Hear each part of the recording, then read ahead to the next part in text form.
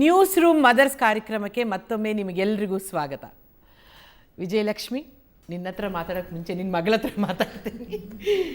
ಸೃಷ್ಟಿ, ಸ್ಮಾರ್ಟ್ ಸೃಷ್ಟಿ, ಅಮ್ಮ ನಿನ್ನ ಜೊತೆ ಎಲ್ಲ ಕಡೆ ಬರ್ತಾಳಾ? ಎಲ್ಲ ಕಡೆ ನಿನ್ನ ಸ್ಕೂಲ್ಗೆ, ನಿನ್ನ ಶಾಪಿಂಗ್ ಕರ್ಕೊಂಡು ಹೋಗ್ತಾರಾ? ಅಲ್ಲಿ ಶಾಪಿಂಗೆಲ್ಲ ಕರ್ಕೊಂಡು ಹೋದಾಗ ಅಮ್ಮನ್ನ ಗುರುತಿಸಿ ಜನ ಮಾತಾಡ್ತಾರಾ? ಹೇಳು. ನಿನ್ನಮ್ಮ ಏನು ಬೈಯೋದಿಲ್ಲ, ಸತ್ಯ ಹೇಳು. ಖಂಡಿತವಾಗ್ಲೂ ನಿಮ್ಮಮ್ಮ ನಿನಗೆ ಶಾಪಿಂಗು, ನೀನು ಹೋಗೋ ಕಡೆ ಐಸ್ ಕ್ರೀಮ್ ಕೊಡಿಸೋದು ಅಥವಾ ಹೋಟ್ಲಿಗೆ ಕರ್ಕೊಂಡು ಹೋಗೋದು, ನಿನಗೆ ಬಟ್ಟೆ ಕೊಡಿಸೋದು ಇದೆಲ್ಲ ಮಾಡ್ತಾರ? ಅಲ್ಲಿ ನೋಡ್ಬೇಡ ನೀನು, ಜೋರು ಮಾಡ್ಬೇಡ ವಿಜಿ. ಸೃಷ್ಟಿ, ಯಾರು ನಿನಗೆ ಹೆಚ್ಚು ಹತ್ರ ಇರ್ತಾರೆ? ಅಜ್ಜಿಯ, ಅಮ್ಮನ, ಅಪ್ಪನ? ಯಾರ ಮಗ? ಅಮ್ಮನೆಯಾ? ಎಲ್ಲ ಕಡೆ ಕರ್ಕೊಂಡು ಹೋಗೋದು ಅಮ್ಮನ? ನಿನ್ನ ಟೈಮ್ ಎಲ್ಲಿದೆ?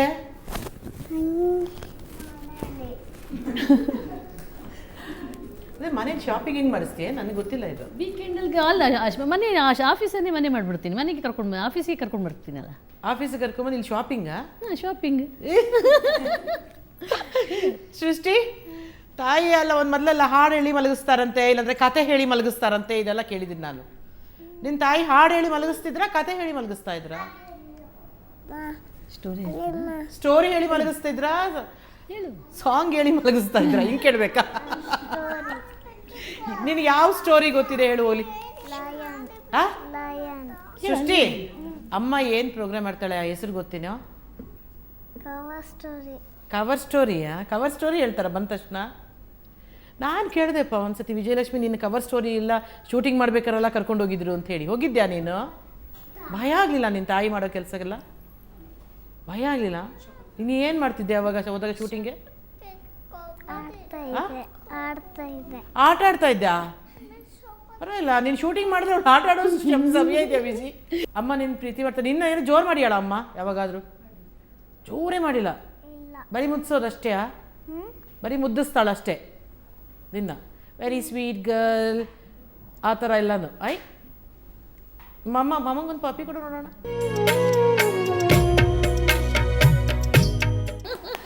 ಎಸ್ ಸ್ಮಿತಾ. ಸ್ಮಿತಾ, ನೀನು ಇಲ್ಲಿ ಬಂದ್ಬಿಟ್ಟಿರ್ತಿ, ಮನೇಲಿ ಯಾರು ನೋಡ್ಕೊಳ್ತಾರೆ ಮಗುನ? ಮನೇಲಿ ಐ ಶುಡ್ ಟೆಲ್ ನಾನು ತುಂಬ ಲಕ್ಕಿ. ಯಾಕಂತಂದರೆ ಫಸ್ಟಿಗೆ ಎಲ್ಲೋ ಒಂದು ಕಡೆ 1 ವರ್ಷ ತನಕ ಮನೇಲಿದ್ದೆ, ಮಗು 1 ವರ್ಷದವನಾಗೋ ತನಕ. ಆಮೇಲೆ ಮತ್ತೆ ಕೆರಿಯರ್ ರೀಸ್ಟಾರ್ಟ್ ಮಾಡಬೇಕು ಅಂತ ಯೋಚನೆ ಮಾಡ್ತಾ ಯಾಕಂದರೆ ಇನ್ಲಾಸ್ ಕೂಡ ಮಗು ನೋಡ್ಕೊಳ್ಳೋ ಅಷ್ಟು ಗಟ್ಟಿ ಇಲ್ಲ, ಅವ್ರಿಗೂ ಏಜ್ ಆಗ್ತಾ ಇದೆ, ಅವ್ರ ಕೈಲೂ ಆಗಲ್ಲ. ಇನ್ನು ಅಮ್ಮ ಕೂಡ ಶಿವಮೊಗ್ಗದಲ್ಲಿರೋದು. ಸೊ ಏನು ಮಾಡೋದು ಅಂತ ಯೋಚನೆ ಮಾಡ್ತಾ ಇರ್ಬೇಕಾದ್ರೆ ನನ್ನ ಅದೃಷ್ಟ ಅನ್ಸುತ್ತೆ, ಐ ಗಾಟ್ ಅ ಗರ್ಲ್, ನಮ್ಮ ಊರ್ ಕಡೆ ಅವಳು ಜ್ಯೋತಿ ಅಂತ ಹೇಳಿ. She is like second mother to my kid. ಅವಳು ಇದ್ದಾಳೆ ನನ್ನ ಮಗು ಜೊತೆ ಅಂದರೆ ಬಾದರೇ ಮಾಡಲ್ಲ. ಅಂದರೆ ಅಷ್ಟು ಚೆನ್ನಾಗಿ ಅವ್ಳು ಎಲ್ಲೋ ಒಂದು ಕಡೆ ಅಮ್ಮನ ಕೊರತೆ ಇದೆ ಮಗುಗೆ ಅಂತ ಅನ್ಸಕ್ಕೆ ಬಿಡಲ್ಲ. ಅವಳು ಕೂಡ ಚಿಕ್ಕ ಹುಡುಗಿ, 20 ವರ್ಷ. ನಾನು 26 ವರ್ಷಕ್ಕೆ ಅಮ್ಮ ಆಗಿದ್ದೀನಿ, ಅವಳು 20 ವರ್ಷಕ್ಕೆ ಅಮ್ಮ ಆಗಿದ್ದಾಳೆ. ನಿಮ್ಮನ್ನ ಟಿವಿಲೆಲ್ಲ ನೋಡಿದಾಗ ಅವನು ಗುರುತಿಸ್ತಾನಂತ? ಹಾಂ, 1-2 ಸತಿ ಟಿವಿಲಿ ನೋಡ್ಬಿಟ್ಟು ಅಮ್ಮ ಕಮ್ ಅಂತ ಹೇಳ್ತಿದ್ದಂತೆ. 1-2 ಸತಿ ಹತ್ತಿದ್ದಾನೆ, ಅಮ್ಮ ಬಂದ್ಬಿಡು ವಾಪಸ್ಸು ಅಂತ ಹೇಳಿ. ಸೊ ಮನೇಲಿ ನಾನು ನ್ಯೂಸ್ ಓದ್ತಿದ್ದೀನಿ ಅಂದರೆ ನಮ್ಮ ಚಾನಲ್ ಆಫ್ ಆಗಿರುತ್ತೆ. ಯಾಕೆ ಇವ್ನು ತೋರಿಸಿದ್ರೆ ಹತ್ಬಿಡ್ತಾನೆ, ಸಮಾಧಾನ ಮಾಡೋಕ್ಕಾಗಲ್ಲ ಅಂತ. ಸಿಂಡ್ರೆಲಾ, ಯಾರು ಕೊಡ್ಸಿದ್ ಮಗ ಅದು ಫ್ರಾಕು? ಅಜ್ಜ ಕೊಡ್ಸಿದ್ದ? ನಿನಗೆ ವೈಟ್ ಕಲರ್ ಇಷ್ಟನಾ? ನೀನು ಹಾಡಳಿಗೆ ಬರುತ್ತಾ ಏನಾದ್ರು? ಯಾವುದಾದ್ರೂ ಹಾಡಳಿಗೆ ಬರುತ್ತಾ?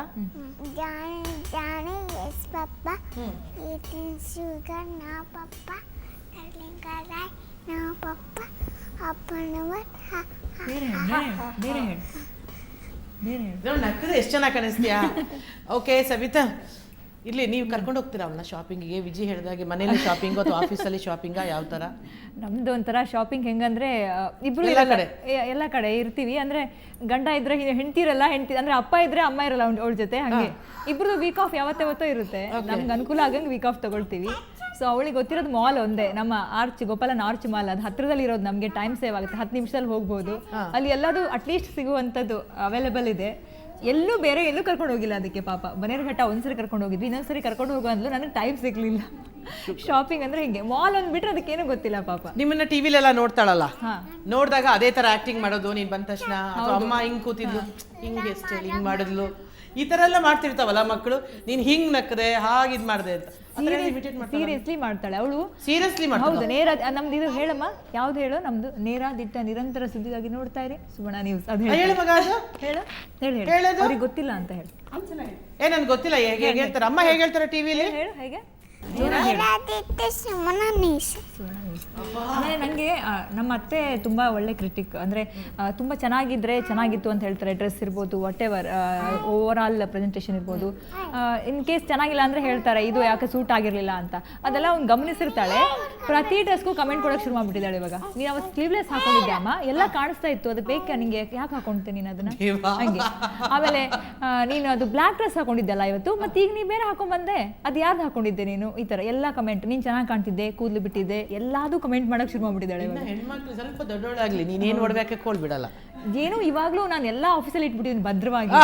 ಏನೇನೋ ಹಾಕೊಳ್ಳೋದು ಎಲ್ಲ. ಇವನ್ ನಾನು ಬರ್ಬೇಕಾದ್ರೆ ಬಿಚ್ಚೋಲೆ ಗೌರಮ್ಮ ಅಂತಾರ ಏನೋ ಕಿವಿಗೆ ಏನೋ ಹಾಕೊಳ್ಳದೆ ಬರ್ತೀನಿ ಆಫೀಸಿಗೆ. ಬಿಕಾಸ್ ಅಲ್ಲಿ ಏನು ಇಲ್ಲ ಆ್ಯಕ್ಚುಲಿ.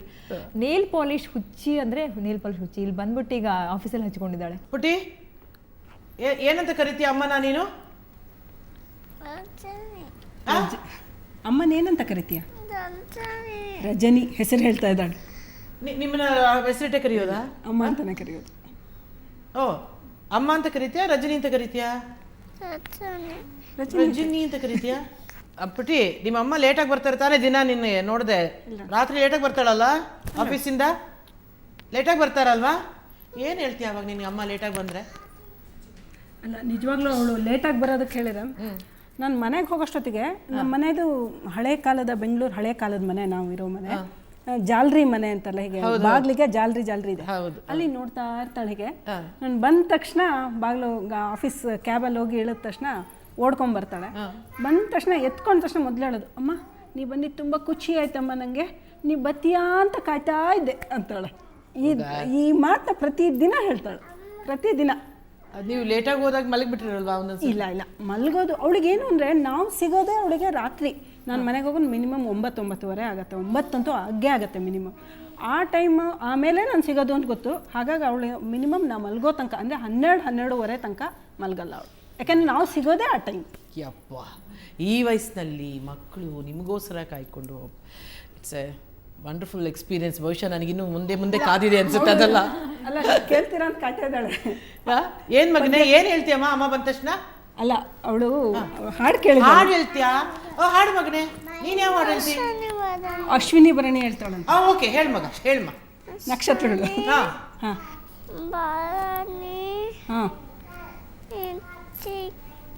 ಜೋರಾಗಿ ಹೇಳಿ. ಕೇಳಿಸಲ್ಲ ಮಗಳೇ, ಇನ್ನೊಂದ್ಸಲ ಹೇಳ್ಕೊ. ಮೃಗಶಿರ ಹೇಳ. ಆಮೇಲೆ ಪೂರ್ವಭಾದ್ರ. ಹಾಂ ರೇವತಿ, ಅಲ್ಲಿಗೆ ಹೋಗ್ಬಿಟ್ಟಿ ಅಷ್ಟು ಬೇಗ? ಇಲ್ಲ, 27 ಹೇಳ್ತಾಳೆ. ಬಟ್ ಹೇಗೆ ಈ ನಕ್ಷತ್ರದಲ್ಲ ಯಾರು ಹೇಳ್ತಾರೆ ಮನೆಯಲ್ಲಿ? ಇಲ್ಲ, ಮನೆಯಲ್ಲಿ ನಾವು ಶ್ಲೋಕ ಈ ಥರದ್ದೆಲ್ಲ ಹೇಳ್ಕೊಡ್ತೀವಿ. ಬಟ್ ಸ್ಕೂಲಿಗೆ ಹೋಗ್ತಾಯಿಲ್ಲ, ಪ್ಲೇ ಹೋಮ್ಗೆ, ಅಲ್ಲಿ ಅವಳಿಗೆ ನಕ್ಷತ್ರಗಳು ಹೇಳ್ಕೊಟ್ಟಿದ್ದಾರೆ. ವೆರಿ ಗುಡ್, ಎಲ್ಲ ಕ್ಲಾಪ್ಸ್ ಹಾಕ್ಬಿಡ್ರಮ್ಮ. ಕೆಲಸ ಮಾಡುವಾಗ ಅಂದರೆ ನಾವು ವಾಹಿನಿಲಿ ಆಗಲಿ ಬೇರೆ ಎಲ್ಲಾದರೂ ಪ್ರೈವೇಟ್ ಕಂಪ್ನೀಲಿ ಕೆಲಸ ಮಾಡುವಾಗ ಬಹುಶಃ ನಮಗೆ ಡೆಲಿವರಿ ಅದೆಲ್ಲ ಹೇಳ್ತಾರಲ್ಲ, ಆ ಲೀವ್ ಎಷ್ಟು 1-2 ತಿಂಗಳು ಅಥವಾ 3 ತಿಂಗಳು ಕೊಡ್ಬೋದಾ? 3 ತಿಂಗಳು. ನೀವು ಹೇಗೆ, mean how many months you have taken holiday and ಏನಂದ್ರೆ ನಾನು ಡೆಲಿವರಿ 9 ಮಂತ್ಸ್ ವರ್ಕ್ ಮಾಡಿದ್ದೆ ಪ್ರೆಗ್ನೆನ್ಸಿಯಲ್ಲಿ. 9 ಮಂತ್ಸ್ ಪೂರ್ತಿ ವರ್ಕ್ ಮಾಡಿ? 9 ಮಂತ್ಸ್ ಪೂರ್ತಿ ವರ್ಕ್ ಮಾಡಿದೆ. ಯಾಕಂದ್ರೆ ನಮ್ಗೆ 3 ತಿಂಗಳು ಕೊಡೋದು ಪೇಯ್ಡ್ ಲೀವ್. ನಮ್ಗೆ ಆವಾಗಲೇ ಟೆನ್ಷನ್ ಶುರು ಆಗ್ಬಿಡುತ್ತೆ. ಇನ್ನು 3 ತಿಂಗಳು ಇರೋದು ಮಕ್ಕಳು, ಆ ಪುಟ್ಟ ಪಾಪುನ 3 ತಿಂಗಳವರೆಗೆ ಅಟ್ಲೀಸ್ಟ್ 9 ಮಂತ್ಸ್ ವರ್ಕ್ ಮಾಡಿದ್ರೆ ಇಲ್ಲಿ ಕಳೆದು ಬಿಟ್ರೆ ಅಲ್ಲಿ ಕಡಿಮೆ ಆಗುತ್ತಲ್ಲ, ಇಲ್ಲಿ ಕಳೆದು ಬಿಟ್ರೆ ಅಲ್ಲಿ ಕಡಿಮೆ ಆಗುತ್ತೆ. ಅದಕ್ಕೆ ಅಟ್ಲೀಸ್ಟ್ ಎಷ್ಟೇ ಕಷ್ಟ ಆದ್ರೂ ಹೊಟ್ಟೆ ಒಳಗಿರುತ್ತಲ್ಲ, ಅದಕ್ಕೆ ಕಾಣಲ್ಲ ನಮಗೆ ಅದರ ಬೇನೆ. ಅದಕ್ಕೋಸ್ಕರ 9 ಮಂತ್ಸ್ ಕಂಪ್ಲೀಟ್ ಮಾಡಿಕೊಂಡು ಆಮೇಲೆ 3 ಮಂತ್ಸ್ ವರ್ಕ್ ಮಾಡೋಕ್ಕೆ ನಾನು 2.5 ಮಂತ್ಸ್ಗೆ ವಾಪಸ್ ಬಂದಿದ್ದೆ. ಅವಾಗ ನನಗೆ ಗೊತ್ತು, ಮಗುನ ಎತ್ಕೊಂಡ್ಬಂದು ಜೋಲಿಲೆಲ್ಲ ಹಾಕಿ ಅದು ಆಫೀಸಲ್ಲಿ ಜೋಲಿ ಹಾಕಿದ್ದೆ. ಯಾಕಂದರೆ 2.5 ಮಂತ್ಸ್ಗೆ ಬಂದಿದ್ದೆ ಮಗಳಿಗೋಸ್ಕರ. ನಾನು ಒಂದು ಮಾಡಿದ್ದೆ, ಏನಂದರೆ ನನ್ನ ಮಗಳ ಆರೋಗ್ಯ, ಮಗಳ ಭವಿಷ್ಯದ ಜೊತೆ ನಾನು ಚೆಲ್ಲಾಟ ಆಡಲ್ಲ ಅಂತ ನಿರ್ಧಾರ ಮಾಡಿದೆ. ನನಗೆಷ್ಟೇ ಕಷ್ಟ ಆಗಲಿ, ನಾನು ಎಷ್ಟೇ ಕಷ್ಟಪಡಲಿ, ಬಟ್ ನನ್ನ ಮಗಳ ಭವಿಷ್ಯ ಹಾಳಾಗ್ಬಿಟ್ಟು ನಾನೀಗ ಬ್ರೆಸ್ಟ್ ಫೀಡಿಂಗ್ 3 ವರ್ಷ ಮಾಡಲೇಬೇಕು ಅಂತ ನಿರ್ಧಾರ ಮಾಡಿದ್ದೆ. 3 ವರ್ಷ ಬ್ರೆಸ್ಟ್ ಫೀಡಿಂಗ್ ಮಾಡಿದ್ದೆ, ಕರೆಕ್ಟಾಗಿ ಮಾಡಿದ್ದೆ. ಆಮೇಲೆ ಏನಂದರೆ ನಾನು ಅದಕ್ಕೋಸ್ಕರ ನನ್ನನ್ನು ನಾನು ಎಷ್ಟು ಶ್ರಮ ಪಡ್ತಿದ್ದೆ ಅಂದರೆ, ನನ್ನ ಮನೇನ ಆಫೀಸ್ ಪಕ್ಕನೇ ಮಾಡಿದ್ದೆ. ಆಮೇಲೆ 3 ಫ್ಲೋರ್ ಇತ್ತು, ನನಗೆ ಸಿಸೇರಿಯನ್ ಆಗಿದ್ದು. ಈ ಒಂದು ನಾನು 2.5 ಮಂತ್ಸ್ಗೆ ಆಫೀಸಿಗೆ ಬಂದರು 3 ಫ್ಲೋರ್ ನಡ್ಕೊಂಡು ಎವ್ರಿ ಡೇ 4 ಸಲ ಆಫೀಸ್ ಟೈಮಲ್ಲಿ ಬಂದು ಹೋಗ್ತಿದ್ದೆ ಮನೆಗೆ ಇವಳಿಗೋಸ್ಕರ. ಬಂದು 3 ಸಲ ಹೋಗಿ ಕೆಳಗೆ ಹೋಗಿ ಬ್ರೆಸ್ಟ್ ಫೀಡ್ ಮಾಡಿ ಮತ್ತೆ ವಾಪಸ್ ಆಫೀಸಿಗೆ ಬಂದು ಮತ್ತೆ ಹೋಗಿ ಮತ್ತೆ ಬಂದು ಮಾಡ್ತಿದ್ದೆ. 3 ಇಯರ್ಸ್ ಕಂಪ್ಲೀಟ್ ಅವಳಿಗೆ ಕೊಟ್ಟಿದ್ದೆ ನಾನು, ಬ್ರೆಸ್ಟ್ ಫೀಡ್ ಮಾಡಿದ್ದೆ. ಆಮೇಲೆ ಏನಂದರೆ ನನ್ನಿಂದ ಎಷ್ಟಾಗುತ್ತಲ್ವ, ಆಮೇಲೆ ಇವರನ್ನ ಶೂಟಿಂಗ್ ಕೂಡ ನನ್ನ ಜೊತೆನೇ ಕರ್ಕೊಂಡು ಹೋಗ್ಬಿಡ್ತಿದ್ದೆ. ಎಷ್ಟು ನನಗೆ ನಾನು ತುಂಬ ರಿಸ್ಕ್ ಇದೆ ಅಂದರೆ ಕರ್ಕೊಂಡು ಹೋಗಿಲ್ಲ. 1-2 ಸಲ ಇವಳನ್ನೂ ರಿಸ್ಕಿಗೆ ಹಾಕಿದ್ದು ಇದೆ ನನ್ನ. ಏನಂದರೆ ನಾನು ಹೋಗ್ಬೇಕಾದ್ರೆ 3-4 ದಿನ ಮನೆ ಬಿಟ್ಟು ಹೋಗ್ಬೇಕಾಗುತ್ತೆ ಶೂಟಿಂಗ್ಗೆ. 3-4 ದಿನ ಔಟ್ಡೋರ್ ಶೂಟಿಂಗ್ ಹೋಗ್ಬೇಕಾಗುತ್ತೆ, ಎಲ್ಲೆಲ್ಲೋ ಹೋಗ್ಬೇಕಾಗುತ್ತೆ, ಬಳ್ಳಾರಿ ಹೋಗ್ಬೇಕಾಗುತ್ತೆ, ಬೀದರ್ ಹೋಗ್ಬೇಕಾಗುತ್ತೆ, ಎಲ್ಲೋ ಹೋಗ್ಬೇಕಾಗುತ್ತೆ. 4-5 ದಿನ ಬ್ರೆಸ್ಟ್ ಫೀಡಿಂಗ್ ಪ್ರಾಬ್ಲಮ್ ಆಗ್ಬಿಡುತ್ತೆ ಅಂತ ಎತ್ಕೊಂಡು ಹೋಗ್ಬಿಡ್ತಿದ್ದೆ ನಾನು. ಆವಾಗ ಏನಂದರೆ ನಾನು ಮಾಡೋದು ಇನ್ವೆಸ್ಟಿಗೇಟಿವ್ ರಿಪೋರ್ಟಿಂಗ್, ಸ್ಟಿಂಗ್ ಆಪ್ರೇಷನ್ಸ್ ಇದ್ದೇ ಇರುತ್ತೆ, ಲೈಫ್ ರಿಸ್ಕ್ ಹಾಕಲೇಬೇಕಾಗತ್ತೆ. ಹಾಗಾಗಿ ಇವಳನ್ನು ನಾನು ಒಂದ್ಸಲ 1.5 ಮಂತ್ಸ್ ಇರುವಾಗ ಕಾರವಾರದ ಚಿಪ್ಪು ಗಣಿಗಾರಿಕೆ ಹೋದಾಗ ಅವರು ನಮ್ಮನ್ನೆಲ್ಲ ನೀರಲ್ಲಿ ಮುಳುಗಿಸಕ್ಕೆ ಹೋಗಿದ್ರು ದೋಣಿಯಲ್ಲಿ. ಆವಾಗ ಇವಳು ಗಾಡಿಯೊಳಗಿದ್ಲು. ದೇವಾ, ಹೆಣ್ಮಕ್ಳು ಯಾವಾಗಲೂ ಸ್ವಾರ್ಥಿ ಅಲ್ಲ. ನಾವು ಹುಟ್ಟಿದಾಗ್ಲೇ ನಮ್ಮ ತಂದೆ ತಾಯಿಗೋಸ್ಕರ ಬದುಕ್ತಾ ಹೋಗ್ತೀವಿ. ಅವ್ರು ಹೇಳ್ದಾಗೆ ನಾವು ಗಂಡು ಮಕ್ಳು ಕೇಳೋದಿಲ್ಲ ಅಂತಲ್ಲ, ಎಲ್ಲೋ ಅವರು ಎಷ್ಟು ತಗೊಳ್ಬೇಕೋ ಅಷ್ಟು ತಗೊಳ್ತಾರೆ. ಆದರೆ ನಾವು ಅದು ಮಾಡೋದೇ ಇಲ್ಲ. ನಮ್ಮ ತಾಯಿ ಹೇಳ್ದಂಗೆಲ್ಲ ಮಾಡ್ತೀವಿ, ನಮ್ಮ ತಂದೆ ಹೇಳ್ದಾಗೆಲ್ಲ ಮಾಡ್ತೀವಿ. ಸ್ವಲ್ಪ ಬೆಳೀತಾ ಇದ್ರೆ ನಮ್ಗೆ ಅಣ್ಣಂದ್ರೆ ಯಾರಾದ್ರು ಇದ್ದರೆ, ನನ್ನ ಕಸಿನ್ಗಳು ಅವರಲ್ಲಿದ್ರೆ ಅವ್ರು ಹೇಳ್ದಂಗೆಲ್ಲ ಬದುಕ್ತೀವಿ. ಮದುವೆ ಆದಮೇಲೆ ಗಂಡನಿಗೋಸ್ಕರ ಬದುಕ್ತೀವಿ, ಮಕ್ಕಳಾದ್ಮೇಲೆ ಮಕ್ಳಿಗೋಸ್ಕರ ಬದುಕ್ತೀವಿ. ಈ ಸ್ವಾರ್ಥ ಎಲ್ಲಿ? ನಿಜವಾಗ್ಲೂ ನಮ್ಮ ಬಗ್ಗೆ ನಾವು ಯೋಚನೆ ಮಾಡೋಷ್ಟರಲ್ಲಿ ನಮ್ಗೆ ವಯಸ್ಸಾಗ್ಬಿಟ್ಟಿರುತ್ತೆ. ಮಕ್ಕಳೆಲ್ಲ ಮದುವೆಯಾಗಿ ಮೊಮ್ಮಕ್ಕಳೆಲ್ಲ ಬಿಟ್ಟು ಕೊನೆಗೆ ಏನು ಮಾಡ್ತಾರೆ, ಮೊಮ್ಮಕ್ಕಳಿಗೋಸ್ಕರ ಬದುಕಕ್ಕೆ ಶುರು ಮಾಡಿಬಿಟ್ಟಿರ್ತಾರೆ. ಸ್ಮಿತಾ, ನೀವು ಎಷ್ಟು ದಿನ ಲೀವ್ ತಗೊಂಡಿದ್ರಿ? ವಿಜಯಲಕ್ಷ್ಮಿ ಮ್ಯಾಮ್ ಹೇಳ್ದಂಗೆನೆ ರೀಸ್ಟಾರ್ಟ್ ಮಾಡೋದಿದೆಯಲ್ಲ ಮಗು ಆದಮೇಲೆ ಕೆರಿಯರ್ ನಿಜವಾಗ್ಲೂ ಚಾಲೆಂಜಿಂಗ್. ಎಷ್ಟೋ ಕಂಪ್ನಿಗಳು ಕೇಪಬಿಲಿಟಿ ಇದ್ದು ಕೂಡ ಮಗು ಇದೆಯಾ ನಿಮ್ಮ ಕೈಲಿ ಆಗಲ್ಲ ಬಿಡಿ ಅಂತ, ನನ್ನ ಓನ್ ಎಕ್ಸ್ಪೀರಿಯನ್ಸ್ ಆಗಿರೋದು ಇದು. ನೀವು ಅಷ್ಟು ವರ್ಷ ಬೇರೆ ಕಂಪ್ನಿಲಿ ಮಾಡಿದ್ದೀರಿ, ನಿಮ್ದು ಪರ್ಫಾರ್ಮೆನ್ಸ್ ನೋಡಿದ್ದೀವಿ, ಸ್ಟಿಲ್ ನಿಮಗೆ ಮಗು ಇದೆಯಲ್ಲ ಪ್ರೆಷರ್ ಹ್ಯಾಂಡಲ್ ಮಾಡೋಕ್ಕಾಗಲ್ಲ, ಬೇಡ ಬಿಡಿ ಈ ರೀತಿ ಹೇಳಿರೋದು ಇದೆ. ಬಟ್ ಸುವರ್ಣ ಚಾನಲ್ ಬಗ್ಗೆ ಹೇಳೋದಾದರೆ ನಿಜವಾಗ್ಲೂ ಮದರ್ ಫ್ರೆಂಡ್ಲಿ ಕಂಪ್ನಿ ಅಂತ ಹೇಳಬೇಕು. ಯಾಕಂದರೆ ನಮ್ಮ ಜೊತೆ ವರ್ಕ್ ಮಾಡೋರಿಗೆ ಗೊತ್ತಿದೆ ಅಂದರೆ ಹೇಗೆ ತಾಯಿಯಾಗಿ ಆಫೀಸಿಗೆ ಬರೋದು ಎಷ್ಟು ಕಷ್ಟ ಅಂತ ಗೊತ್ತಿದೆ. ಸೊ ಏನೋ ಒಂದು ಸ್ವಲ್ಪ ಇವತ್ತು ಮಗುಗೆ ಆರೋಗ್ಯ ಸರಿ ಇಲ್ಲ ಅಥವಾ ಏನೋ ಲೇಟಾಗಿ ಬರ್ತೀನಿ ಅಂದರೆ ಎಲ್ಲರೂ ಕೂಡ ಅಡ್ಜಸ್ಟ್ ಮಾಡ್ಕೊಂಡು ಹೋಗೋರಿದ್ದಾರೆ. ಸೊ ಆ ವಿಷಯದಲ್ಲಿ ಸುವರ್ಣದಲ್ಲಿ ಕೆಲಸ ಸಿಕ್ಕಿದ್ದಕ್ಕೆ ವಿ ಮಸ್ಟ್ ಫೀಲ್ ಲಕ್ಕಿ ಅಂತ ಹೇಳ್ಬೋದು. ಅದೊಂದು ಹೇಳಲೇಬೇಕು. ಯಾಕಂದರೆ ನಾನು ಈ ಹಿಂದೆ ಕೆಲಸ ಮಾಡ್ತಿದ್ದ ಕಂಪನಿ ಬಿಟ್ಟು ನಾನು ಸುವರ್ಣ ನ್ಯೂಸಿಗೆ ಬಂದೆ. ಅವಾಗ ಇವಳು 6 ತಿಂಗಳು. ನಿಜ ಹೇಳ್ಬೇಕಂದ್ರೆ ಸುವರ್ಣ ನ್ಯೂಸಲ್ಲಿ ಇದ್ದಿದ್ದರಿಂದಾಗಿ ನನ್ನ ಕ್ಯಾರೆಕ್ಟ್ರಿಗೆ ನಾನು ಯಾವತ್ತೂ ಬ್ಯುಸಿ ಆಗಿರಬೇಕು. ನನ್ನ ಕ್ಯಾರೆಕ್ಟ್ರಿಗೆ, ನನ್ನ ಮಗಳಿಗೆ ನಾನು ಪೂರ್ತಿ ತಾಯಿಯ ಸುಖ ಕೊಡೋಕ್ಕಾಗಿತ್ತು ಸುವರ್ಣ ನ್ಯೂಸಲ್ಲಿ ಇದ್ದಿದ್ದರಿಂದಾಗಿ.